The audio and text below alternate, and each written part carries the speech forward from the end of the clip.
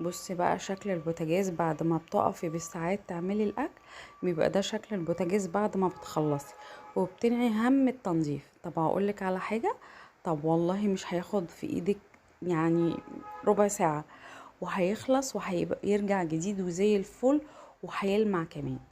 انا عندي فلاش اللي هو 7 في 1 بالليمون، ده انا ما بستغنيش عنه نهائي، وخصوصا في تنظيف البوتاجاز، وهو مش غالي على فكرة وهيقعد معاكي فترة. وده مذيب الدهون، بيتباع عند محلات المنظفات. اللتر تقريبا ب20 جنيه، وانا مدوباه في شوية مية لان هو قوي جدا. واللي عنده مشاكل في الحساسية في الجيوب الأنفية والرئة او في صدره يعني، تلبس كمامة لانه ريحته قوية جدا.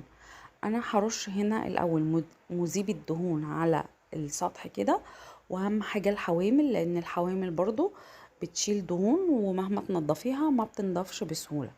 برش كل كده في العيون وفي البقع، في كل حتة احنا شايفينها بالشكل ده. وبعدين هنزل بالفلاش لان الفلاش لوحده، لو انا استخدمت الفلاش لوحده كمنظف للبوتاجاز او يشيل الدهون مش هيشيلها بالطريقة اللي انا عايزاها، فالاتنين دول هيعملوا ميكس. وهنا بعد ما سبته ساعة فطرت وشربت كوباية شاي وسبته بقى ساعة كده مع نفسه، وكل الدهون طلعت مع المنظفات اللي انا نزلتها.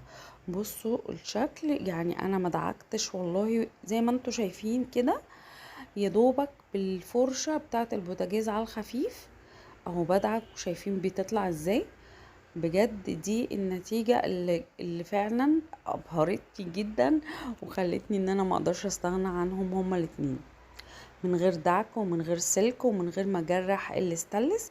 وبعد ما نشفته طبعا رشيت الجلانس وبنشفه كده بالمناديل، ورق المناديل، علشان يرجع جديد زي ما كان. وطبعا لازم الجزء اللي هو جنب البوتاجاز اللي هو الجزء السيراميك ده برش عليه بالجلانس، عشان طبعا المعرض ان هو ياخد من الدهون بتطرطش يعني على الحيطة، فاخدها بالمرة.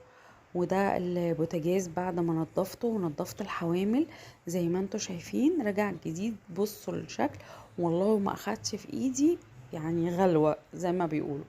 نيجي بقى عند العيون، هنا انا رشيت ملح ليمون وخل وبيكربوناته، وهنزل على بالحاجات دي على العيون البوتاجاز.